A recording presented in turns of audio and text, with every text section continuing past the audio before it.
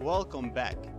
In this video we will talk about the pros and cons of different type of electric cars, especially hybrid electric vehicles, plug-in hybrid electric vehicles, full electric vehicles, and fuel cell electric vehicles.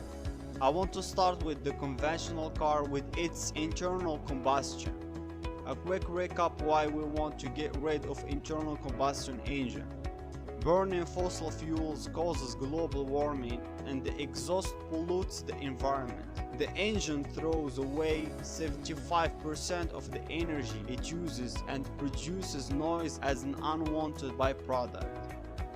Finally, the motor is heavy and expensive with lots of moving parts. Requires all kinds of support like gearbox and exhaust treatment systems and requires a lot of maintenance over the lifetime of the car. Biofuels are sometimes seen as an alternative that makes the internal combustion engine unproblematic, but of all the problems mentioned earlier, only CO2 emissions are addressed. Biofuels themselves are also highly problematic. There are many reasons, but they are all related to the fact that the biofuels are incredibly inefficient. It is incredible inefficient way to harvest and store energy of the sun. If you use solar panels, a 20% efficiency is normal and you end up with 14% of power of the sun to drive the wheels of the electric vehicle. But photosynthesis is a much less efficient process. Although some biofuels might harvest few percent, on average biofuels harvest less than half of percent.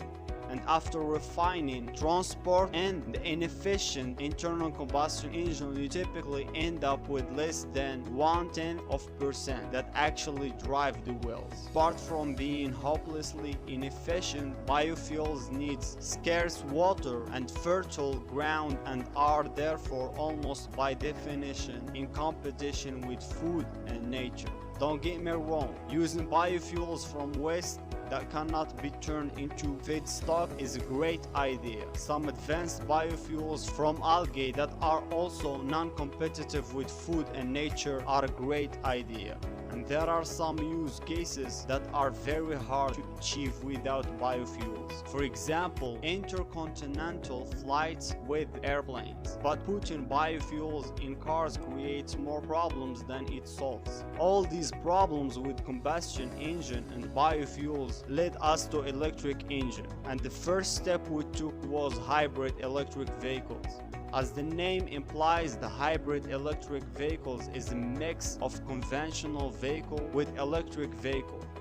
The battery and electric motor are scaled up and used instead of the gasoline engine on moments when the conventional engine is less efficient, such as during stop and go traffic. On other moments, the gasoline engine recharges the battery. By using the electric motor in the situations where the internal combustion engine is especially problematic, the overall efficiency from the vehicle increases and the wear and tear on combustion engine and the brake pads decreases.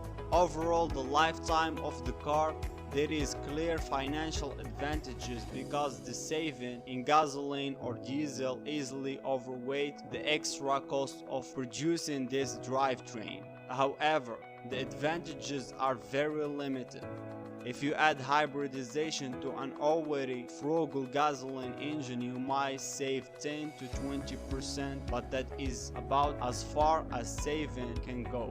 The plug-in hybrid electric vehicle takes this step further. It basically has both a conventional drivetrain and electric drivetrain. It can get its energy from both fossil fuel and electricity.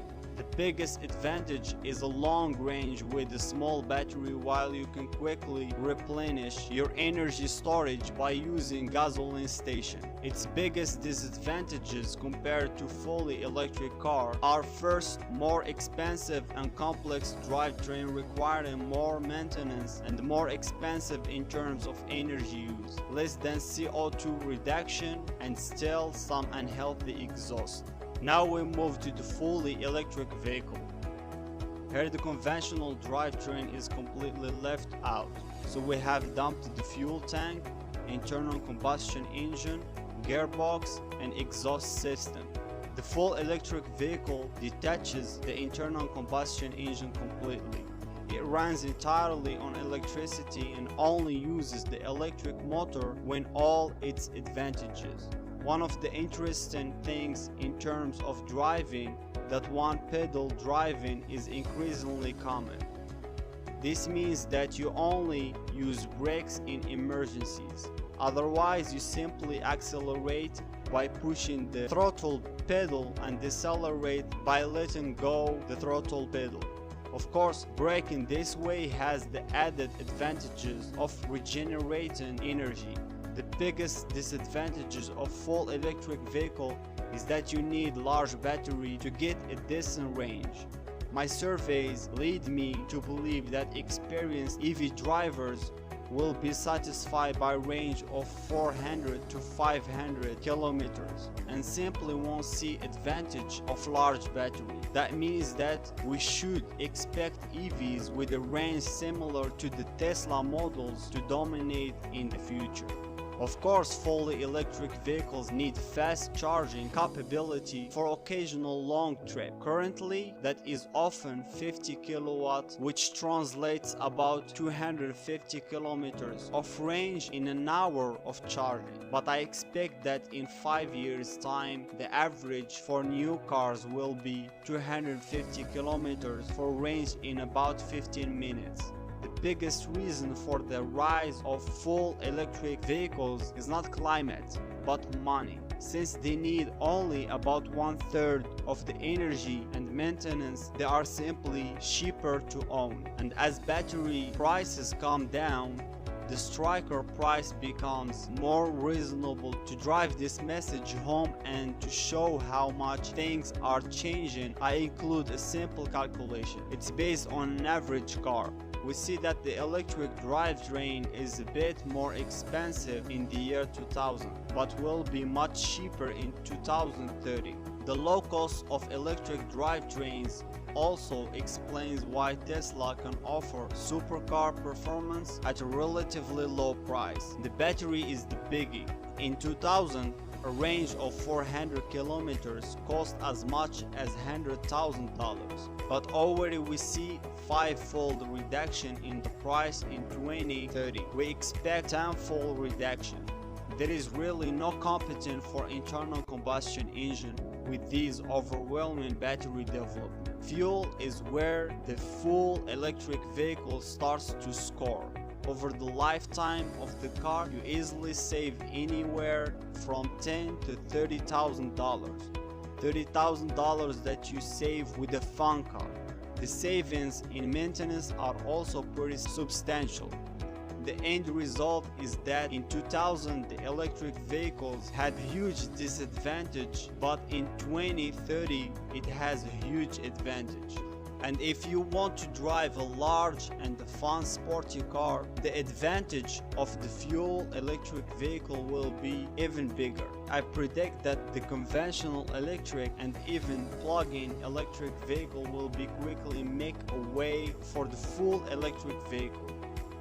One of the most interesting cases is the full electric heavy long-haul truck. A disproportionate amount of CO2 is emitted by these vehicles, so if we can electrify them, would really make a big change in the planet. The heavy electric truck was long considered impossible to electrify, but when you look at the economics, that assumption will be invalid pretty soon.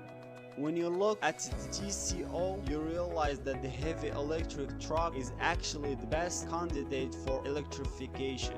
The electric vehicle must earn back the battery by using it as much as possible. The heavy truck make a lot of kilometers, which means a lot of potential energy saving to pay back the battery. And because the focus of the heavy trucks is heavily on total cost of ownership, this market will flip as soon as the electric truck is cheaper. For the reason I predict even faster adoption than for electric cars. One thing that still has to happen is fast charging infrastructure for heavy trucks. You are talking about beasts with the power of 1 or even 2 megawatts. Although that is not unheard of for trains, it is still new territory for road traffic. But I think it will happen because the economics are very good. Finally, there's a hydrogen fuel cell vehicle. Now, the first thing many people forget is that the hydrogen fuel cell vehicle is basically a battery electric vehicle with a range extender. So in terms of drivetrain, it's simplistic to see it as competitor to electric vehicle, and it has some clear advantages over the battery electric vehicle. You need a smaller battery. You can drive really long distances if you have enough space for the hydrogen tanks, and you can refuel them very fast. The problem is that at the moment 90% of the hydrogen is made from natural gas in a way that does not reduce emissions at all. And even if we produce it in a green way, the efficiency is much lower. Let me explain. Remember how I showed that the solar panels capture 20% of power of the sun?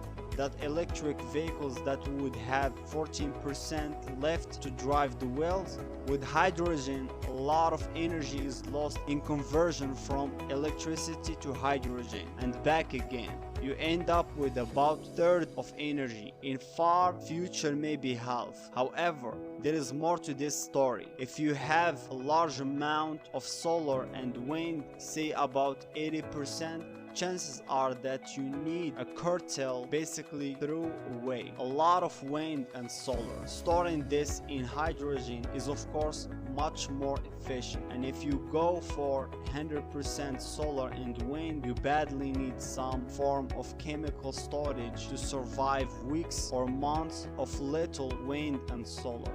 Also, there might be locations that have abundant solar and wind but no connection to the grid. So hydrogen has a place in the renewable economy of the future. I'm not sure at all that hydrogen in cars is a logical and economic solution. What will determine the future of hydrogen are the price developments in fuel cells, storage and electrolysis. That brings me to my conclusions. All the hybrid drivetrains are complex, especially compared to the full electric vehicle.